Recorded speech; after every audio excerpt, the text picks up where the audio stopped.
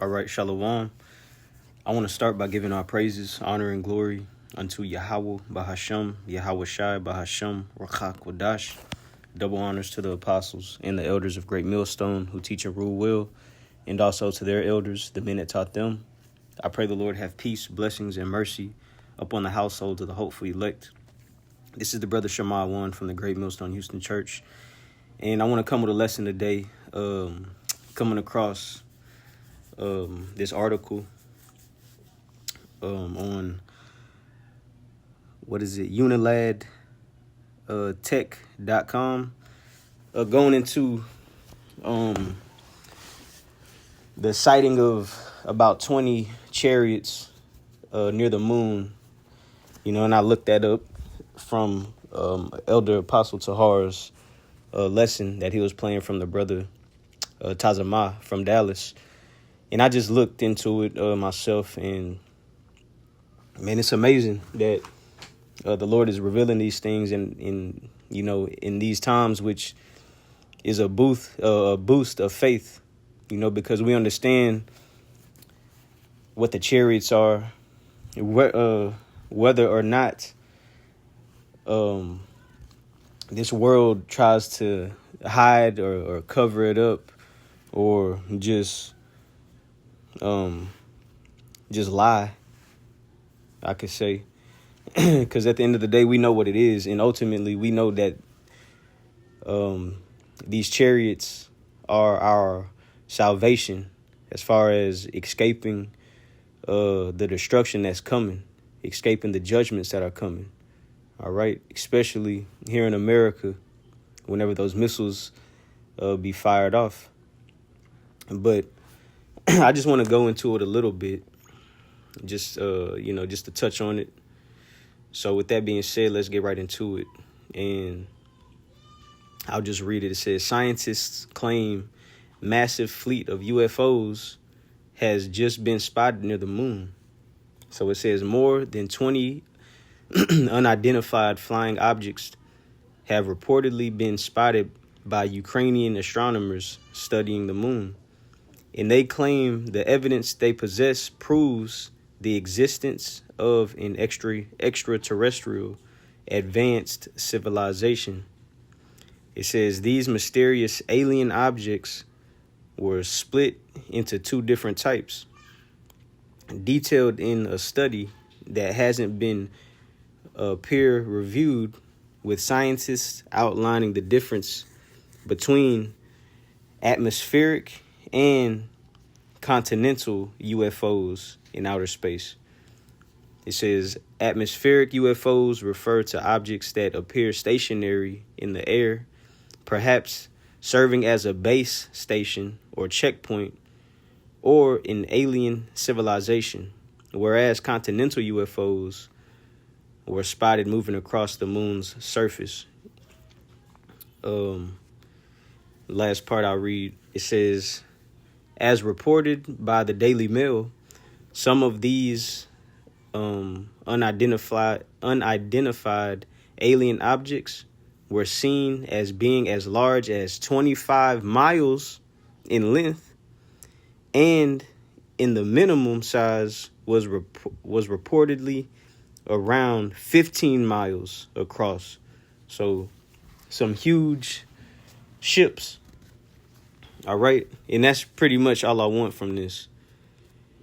Then I did in the chat, I said, what is the latest news on the fleet of UFOs recently spotted by the moon?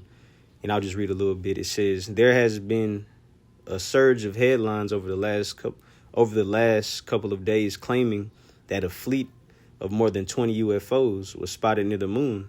However, it is important to separate the claims from what has actually been verified.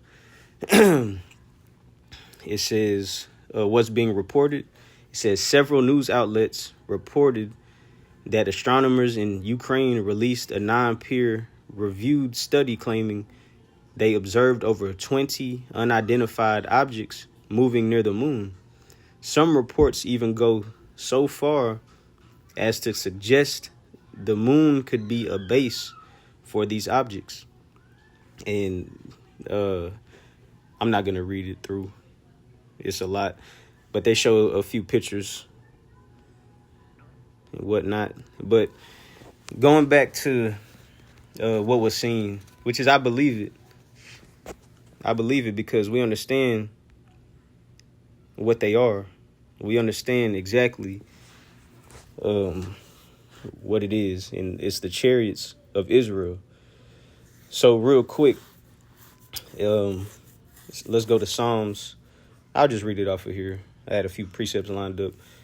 But yeah, so what are inside the ships? Because they want to talk about an alien civilization, advanced alien civilization or whatnot. But in all actuality, those are the angels operating the ships. All right? Operating the chariots. But Psalms 68 and 13, it says, though ye have lying among the pots, yet shall ye be as the wings of a dove covered with silver, and her feathers with yellow gold.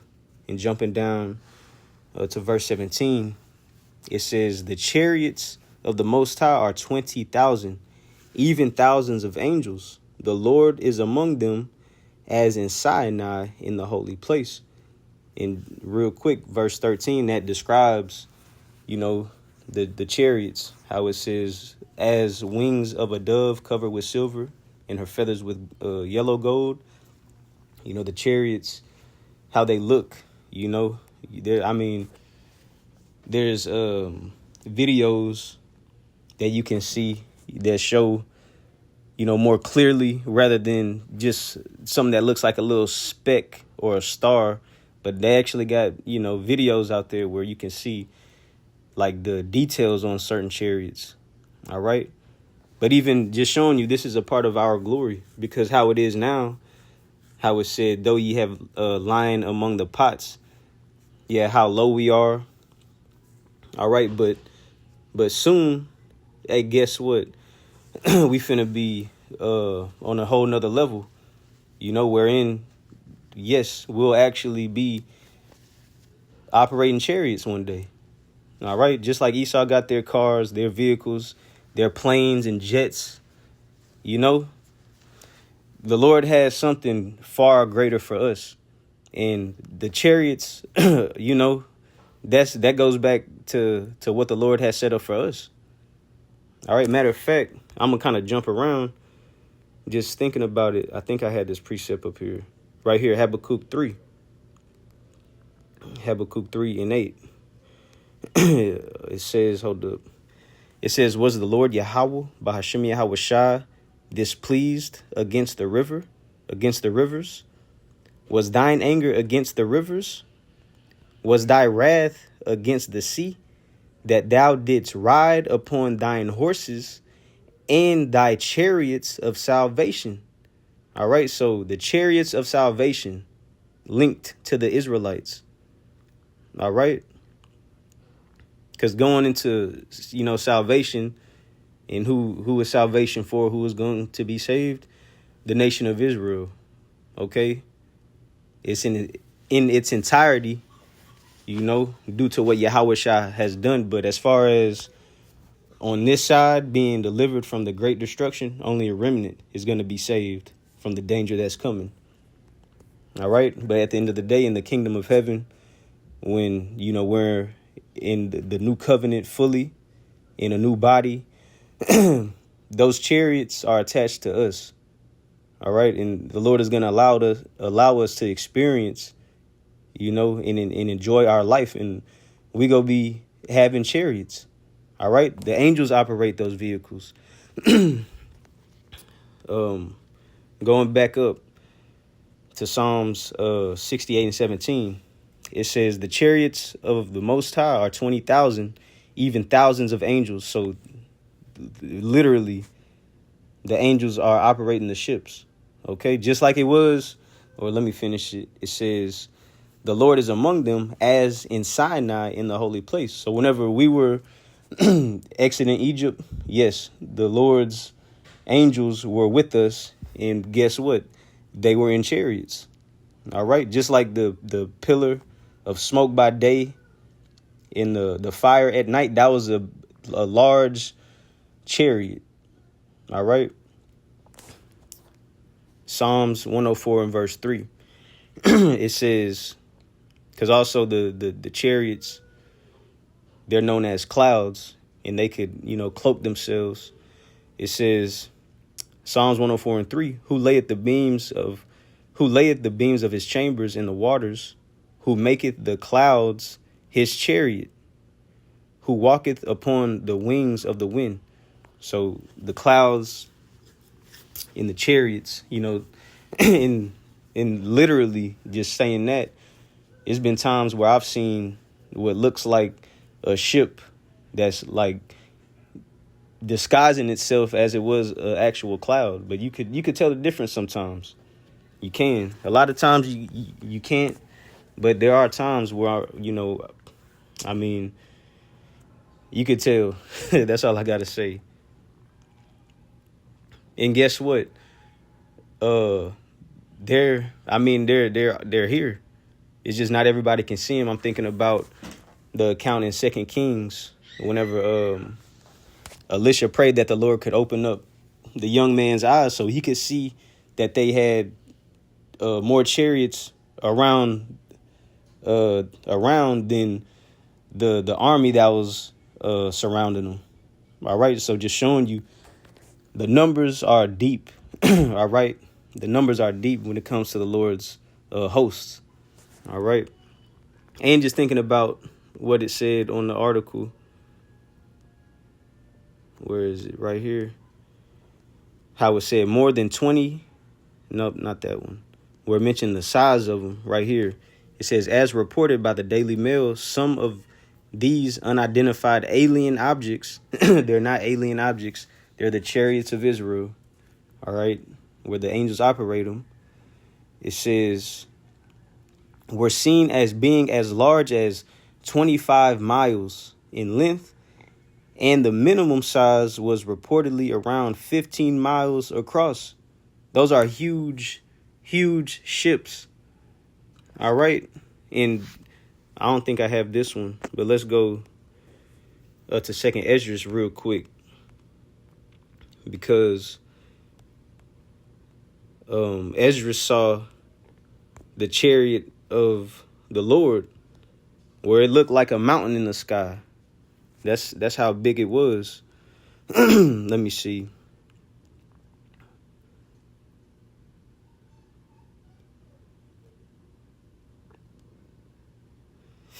This is 2nd Esdras chapter 13. And the point is straight to the point is in verse 6.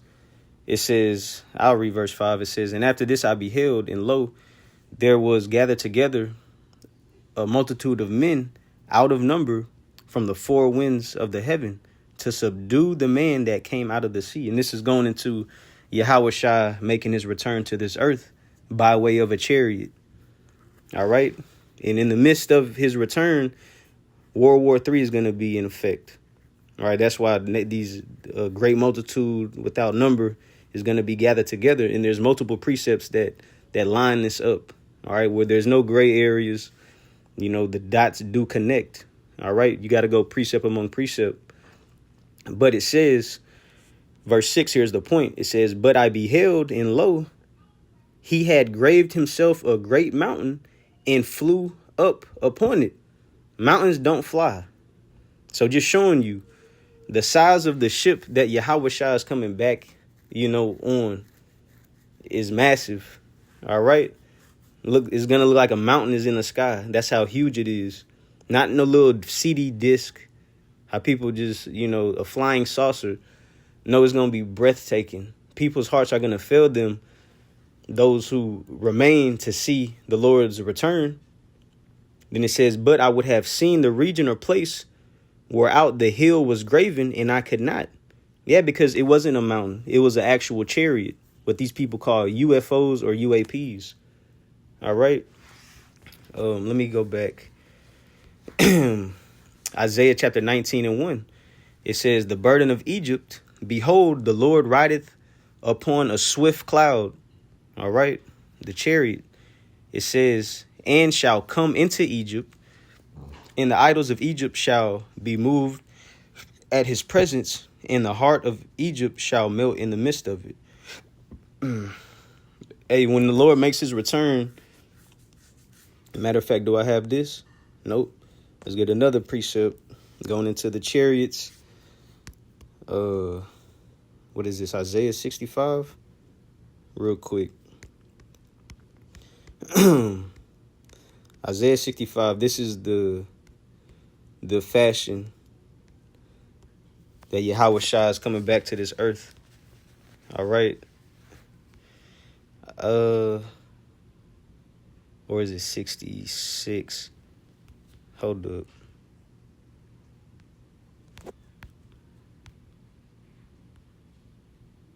Yep. Isaiah chapter 66 in verse, let's start at 15.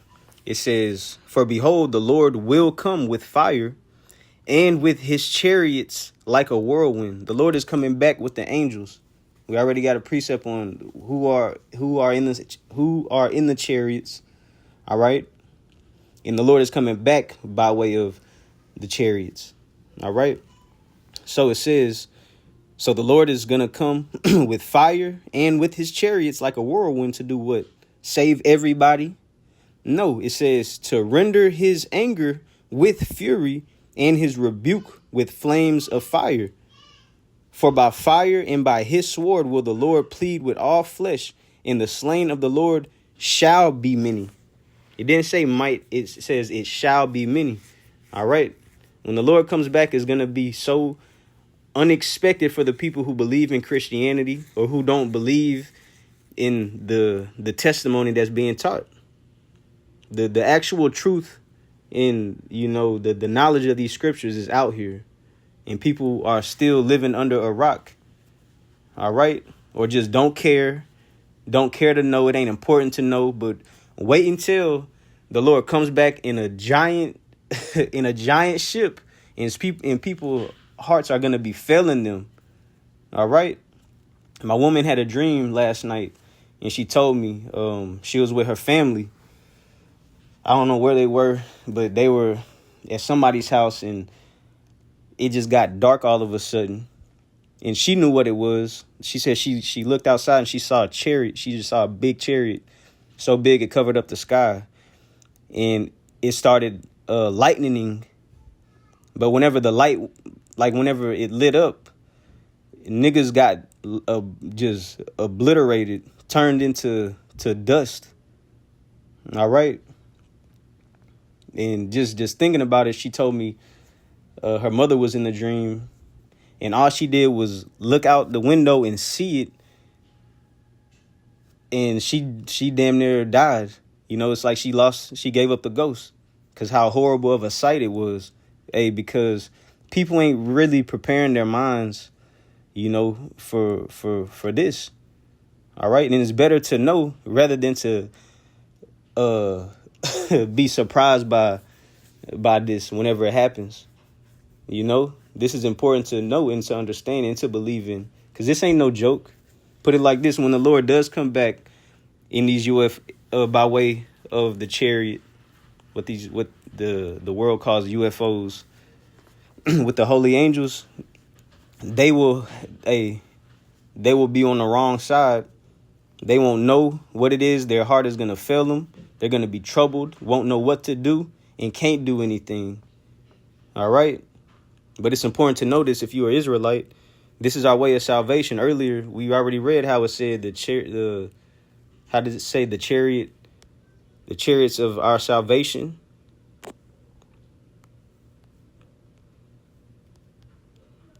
Yeah, the chariots of salvation. But let's read Revelation 1:7. Behold, he cometh with clouds, and every eye shall see him, and they also which pierced him, and all kindreds of the earth shall wail because of him. Even so, amen. So Yahweh Shai is coming back with the clouds. All right. And people's hearts are going to fail them. It's going to be a sight like never before, something that this world ain't preparing you for. Daniel 7:13.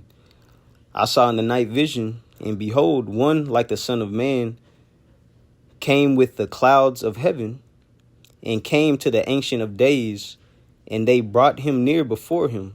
And when Yahushua comes back, captivity for the nation of Israel is forever done. It's finished. The should I say, the curses, that's done.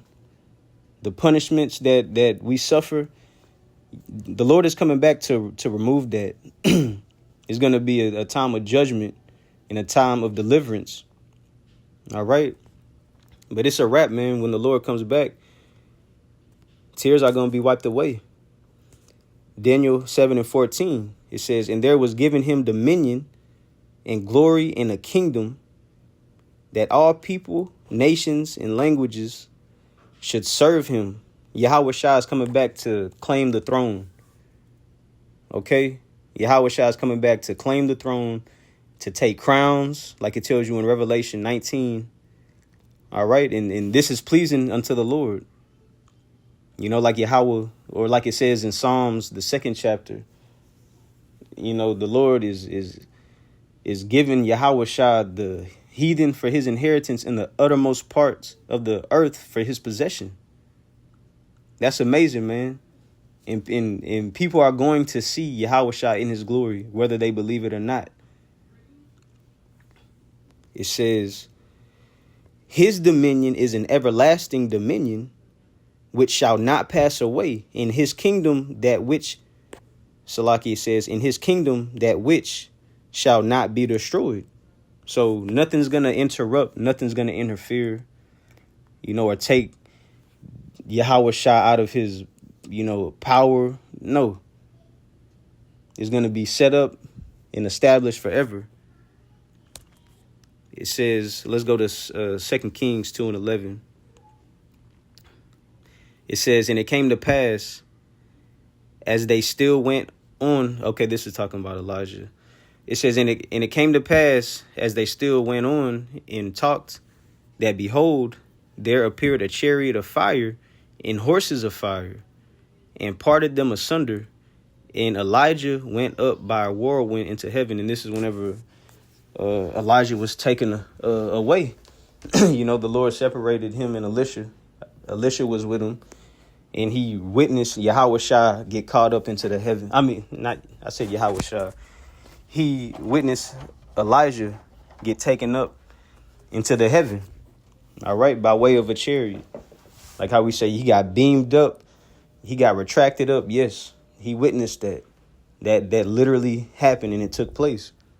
And, you know, just going into what the Lord is allowing to be revealed in these times, man, it's just a faith booster, you know, just to see like, hey, the chariots are out there, and the Lord is gonna get his attention.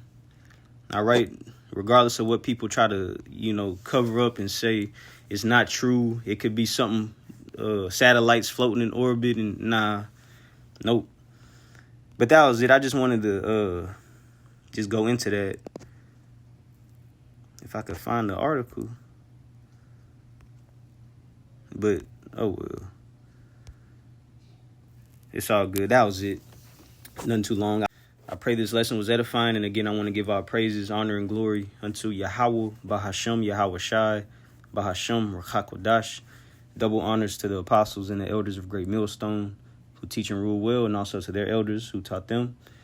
And until the next time, I say shalom.